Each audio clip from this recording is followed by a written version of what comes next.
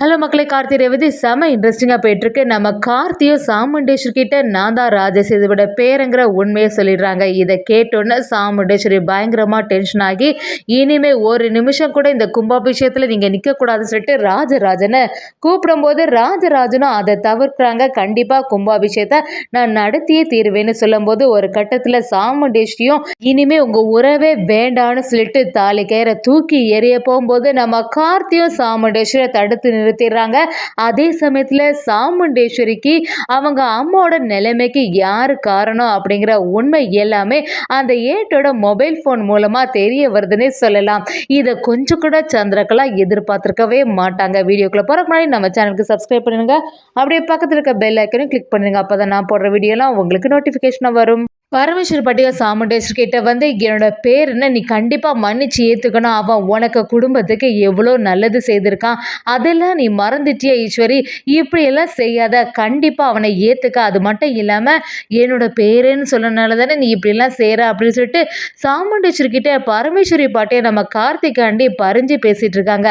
அதே சமயத்தில் இதெல்லாம் கேட்டுட்டு இருந்த சாமுண்டேஸ்வரியும் இனிமேல் ஒரு வார்த்தை கூட என்கிட்ட பேசாதுங்க, நீங்கள் எல்லாருமே சேர்ந்து தான் என்னை ஏமாத்திட்டீங்க, இத்தனை நாளா என்ன முட்டாளாக்கிட்டு இருக்கீங்க அப்படின்னு சொல்லிட்டு நம்ம ராஜராஜனை எதிர்த்து பேசிட்டு இருக்காங்க. ராஜராஜன் சாமுண்டேஸ்வரி கிட்ட எப்படியோ இந்த மாதிரிலாம் சொல்லாத ஈஸ்வரி, இந்த கும்பாபிஷேகம் நல்லபடியா நடக்கணும் அப்படின்னு சொல்லிட்டு இருக்கும்போது நம்ம பாட்டியும் சாமுண்டேஸ்வரி கிட்ட என்னோட பையன் சொல்றது எல்லாமே சரிதான், கண்டிப்பா இந்த கும்பாபிஷேகம் சிறப்பாக நடக்கணும் ஈஸ்வரி, குடும்பமா சேர்ந்து நல்லபடியா நம்ம பண்ணணும் அப்படின்னு சொல்லும்போது சாமுண்டேஸ்வரியும் ஏ கிளவி அப்படின்னு சொல்லிட்டு சத்த போட ஆரம்பிச்ச உடனே நம்ம ராஜராஜனும் சாமுண்டேஸ்வரி கிட்ட ஈஸ்வரி என்ன பேசுகிற, ஊர் மக்கள் முன்னாடி என்னோட அம்மாவை இந்த மாதிரிலாம் சொல்கிறியே ஈஸ்வரி, நீ கொஞ்சமாவது என்னோட அம்மாவை பற்றி புரிஞ்சுக்கோன்னு சொன்னாலும் சாமுண்டேஸ்வரி கேட்குற மாதிரி இல்லை. என்னைக்கா இருந்தாலும் இந்த குடும்பத்தை நான் ஏற்றுக்கவே மாட்டேன். என்னோட அம்மா நிலைமைக்கு காரணமான இந்த குடும்பத்தை என்றைக்குமே நான் பகையாக தான் இருப்பேன்னு சொல்லும்போது நம்ம ரேவதியாக சாமுண்டேஸ்வரி கிட்ட அம்மா எதுக்கு நீங்கள் இவ்வளோ கோபப்படுறீங்க, இவ்வளோ வைராக்கியம் உங்களுக்கெல்லாம் ஆகாதும்மா, பாட்டி என்ன தப்பு பண்ணாங்க, இந்த மாதிரிலாம் செய்யாதுங்க, எத்தனை வருஷமாக தான் இந்த பகையை மனசில் யோசிச்சுட்டே இருப்பீங்க அப்படின்னு கேட்கும்போது சாமுண்டேஸ்வரியும் அப்போ உங்களுக்கு எல்லாருக்குமே இந்த விஷயம் முன்னாடியே தெரிஞ்சிருக்குல்ல, ஆனால் நான் மட்டும்தான் இத்தனை நாளாக இவனை நம்பி ஏமாந்துட்டு இருந்திருக்கேன், கடைசியில் அவனோட குடும்ப பற்றி அவன் காட்டிட்டான்ல, ஒருத்தரையுமே நான் நம்ப மாட்டேன், இவனை தான் மாப்பிள்ளைன்னு சொல்லிட்டு எவ்வளோ பெருமையாக பேசிட்டு இருந்தேன், கடைசியில் எல்லாமே தப்பாக போச்சுல, அன்னைக்கே சந்திரா சொன்னா நான் தான் கேட்கல அப்படின்னு சொல்லிட்டு சாமுண்டேஸ்வரி எரிச்சல் ஆகும்போது சந்திராவும் அந்த இடத்துல ஆமாக்கா நான் தான் சொன்னேன்ல, இத்தனை நாளுக்கு அப்புறமா இப்போவாது உனக்கு உண்மை தெரிய வருதே, அப்போவே இவன் சரியான நடிச்சிட்டு இருக்கான், இவனை நம்பாதக்கான சொன்னாலுமே கேட்காம தானே இருந்த அப்படின்னு சொல்கிறாங்க. இதை கேட்ட ராஜராஜனும் சந்திரா இந்த விஷயத்தில் நீ தலையிடாத, ஏற்கனவே நான் சொல்லியிருக்கேன் சாமுண்டேஸ்வரியை இந்த மாதிரிலாம் பிரெயின் வாஷ் பண்ணி விடாத அப்படின்னு சொன்னாலுமே நம்ம ராஜராஜன் சொல்கிறத சந்திரா கேட்குற மாதிரி இல்லை. சாமுண்டேஸ்வரியும் அவள் என்ன தப்பாக சொல்லிட்டா, இவன் இத்தனை நாளாக என்னை ஏமாத்திட்டு தானே இருந்திருக்கான் அப்படின்னு சொல்கிறாங்க. அதெல்லாம் கேட்டுட்டு இருந்த நம்ம பாட்டியும் ஈஸ்வரி எதுவாக இருந்தாலும் நம்ம பரவ பேசிக்கலாம், இப்போ கும்பாபிஷேகத்தை நல்லபடியாக நடத்த விடு அப்படின்னு சொல்கிறாங்க. என்னதான் இருந்தாலும் சாமுண்டேஸ்வரி சமாதானம் ஆகிற மாதிரி இல்லை. குடும்பத்தில் உள்ள ரேவதி எல்லாருமே நம்ம கார்த்திக்கு சார்பாட்டு பேச ஆரம்பிக்கிறாங்க. இதெல்லாம் பார்த்துட்டு இருந்த சந்திரகலாவுக்கு சந்தோஷமாக இருக்குது, நம்ம நினச்ச மாதிரியே நல்லபடியாக நடந்துட்டு நம்ம போட்ட பிளான் இன்னைக்கு தான் நிறைவேறிருக்கு, கண்டிப்பாக இந்த கார்த்தியை குடும்பத்தில் ஏற்றுக்கவே மாட்டா என்னோட அக்கா, அது மட்டும் இல்லாமல் இந்த குடும்பமே நிம்மதி இல்லாமல் இருக்க போகுதுன்னு சொல்லிட்டு சந்திரகலாவும் மனசில் ரொம்பவே சந்தோஷப்பட்டுட்டே இருக்காங்க. அப்படி இருந்துட்டு இருக்கும்போது சாமுண்டேஸ்வரியும் இனிமே ஒரு நிமிஷம் கூட இந்த இடத்துல நான் நிற்கவே மாட்டேன்னு சொல்லிட்டு கிளம்ப போகிறாங்க. நம்ம பாட்டியும் விடுற மாதிரி இல்லை, ஈஸ்வரி குடும்பமாக நின்று கண்டிப்பாக இந்த கும்பாபிஷேகத்தை நடத்தித்தான், அது மட்டும் இல்லாமல் ராஜராஜனை கூட்டிகிட்டு போகாதன்னு சொல்லிட்டு கதறி அழ ஆரம்பிக்கும் போது நம்ம ரேவதி அதுக்கு சப்போர்ட்டிவாக இருந்துகிட்டே இருக்காங்க. என்னதான் இருந்தாலும் ஈஸ்வரியோட மனசு மாறவே மாட்டேங்குது. ஒரு கட்டத்தில் சாமுண்டேஸ்வரியும் ராஜராஜன் கிட்ட இனிமே நீங்கள் இந்த மாதிரிலாம் இந்த இடத்துல நிற்கவே கூடாது, நீங்கள் எல்லாரும் சேர்ந்து தான் என்னை ஏமாத்திருக்கீங்க, இந்த கிழவி சரியான ஃப்ராடு வேலை பார்த்துருக்கான்னு சொல்லிட்டு சாமுண்டேஸ்வரி பயங்கரமாக டென்ஷன் ஆகி அப்படியே அவங்க கழுத்தில் இருக்க தாலி கயிறை அப்படியே கிழத்து எறியலாம் அப்படிங்கிற மாதிரி செய்ய போகிறாங்க. இதை பார்த்த உடனே பரமேஸ்வரி பாட்டி மட்டும் இல்லாமல் கார்த்திக் எல்லாருமே அப்படியே அதிர்ச்சி ஆயிடுறாங்க.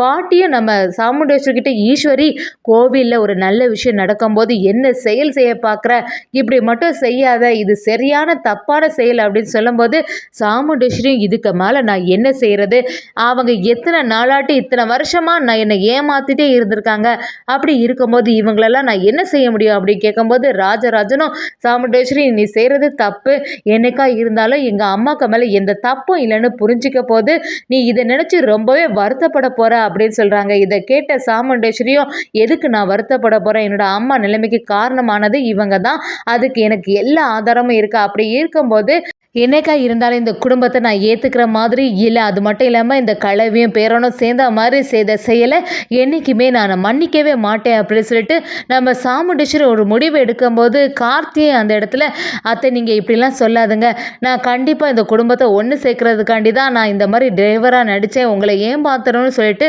ஒருபோதும் நான் நினைக்கவே இல்லை, எப்படியாவது இந்த உண்மையை சொல்லிடலான்னு சொல்லிட்டு வரும்போது சூழ்நிலை அந்த மாதிரி இல்லை, அது மட்டும் இல்லாமல் எப்படியும் அந்த ரேவதியை நான் மேரேஜ் பண்ண சொல்லிட்டு என்றைக்குமே நினச்சதில்லை, ஆனால் சிச்சுவேஷன் அப்படி அமைஞ்சிட்டு அப்படின்னு சொல்லிட்டு நம்ம கார்த்தி எல்லா விஷயத்த சொன்னாலும் சாமுண்டீஸ்வரி அதெல்லாம் கேட்குற மாதிரி இல்லை. இதெல்லாம் பார்த்துட்டு இருந்த நம்ம ரேவதியும் அம்மா நீங்கள் இந்த மாதிரி ஒரு முடிவே எடுக்காதுங்க, தயவு செய்து இந்த கும்பாபிஷேகம் நல்லபடியாக முடியணும், அது மட்டும் இல்லாமல் பாட்டி ரொம்பவே நல்லவங்க, அவங்க மனசை கொஞ்சமாவது புரிஞ்சுக்கோங்க அப்படின்னு சொல்லும்போது சாமுண்டீஸ்வரியும் என்ன ரேவதி என்னையே எதிர்த்து பேச ஆரம்பிச்சிட்டியா, நான் தான் ஏற்கனவே சொல்லிக்கல என்னோட முடிவு இதுதான், நீயும் இவங்க கூட சேர்ந்துட்டல்ல, எல்லாருக்கும் தெரிஞ்சு மொத்தமாக என்னை ஏமாத்திருக்கீங்க, இத்தனை நாளாக இதெல்லாம் நம்பி நான் முட்டாளாகவே இருந்திருக்கேன் அப்படின்னு சொல்லிட்டு சாமுண்டேஸ்வரியும் இன்னும் கொஞ்சம் டென்ஷன் ஆகிட்டே இருக்காங்க.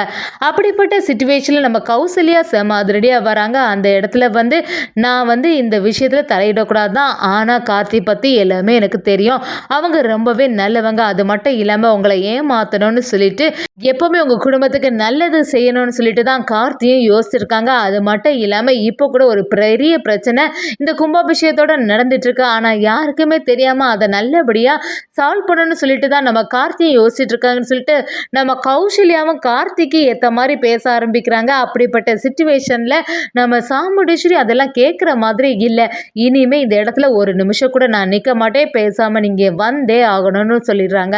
அப்படிப்பட்ட சுச்சுவேஷனில் மயில் வாகனமும் நம்ம ரோகிணியோட மொபைலு கையில் மாட்டுது. இந்த மொபைலில் ஏதோ ஒரு விஷயம் இருக்கேன்னு சொல்லிட்டு நம்ம ரோகிணி கண்டுபிடிக்க ஆரம்பிக்கிறாங்கன்னே சொல்லலாம். ஒரு கட்டத்தில் அது ஏட்டோட மொபைல் ஃபோனுன்னு தெரிய வருது. அதே சமயத்தில் மயில் வாகனம் அந்த வீடியோ ஆதாரத்தை காட்டுவாங்கன்னு சொல்லிட்டு சந்திரகலா கொஞ்சம் கூட எதிர்பார்க்கல. இந்த ஃபோன் எப்படி இவங்க கையில் மாட்டுச்சு அப்படின்னு சொல்லிட்டு அதிர்ச்சி ஆயிடுறாங்க. அந்த கட்டத்தில் செம அதிரடியாக அந்த வீடியோ ஆதாரத்தை நம்ம மயில் வாகனம் காட்டுறாங்கன்னே சொல்லலாம். இதை கொஞ்சம் கூட நம்ம சாமுண்டீஸ்வரி எதிர்பார்க்கல. இதில் என்ன இருக்குன்னு பார்த்தீங்கன்னா இது எல்லாத்துக்குமே காரணம் அந்த முத்துவேல் தான் தெரிய வருது. இதை தெரிஞ்ச உடனே நம்ம சாமுண்டீஸ்வரி என்னது இத்தனை வருஷமாக நம்ம இந்த சிவகாமி அம்மாளோட மரணத்துக்கு காரணம் இந்த குடும்பம் தான், இந்த கிழவி தான் நினச்சிட்டு இருந்தா முத்துவேல் தான் தெரிஞ்சதும் நம்ம சாமுண்டீஸ்வரி ஒரு கட்டத்தில் நம்ம கார்த்தியை மருமகனா ஏற்றுட்டாங்கன்னே சொல்லலாம். அதே சமயத்தில் ரெண்டு குடும்பமும் ஒன்று சேருதுன்னே சொல்லலாம்.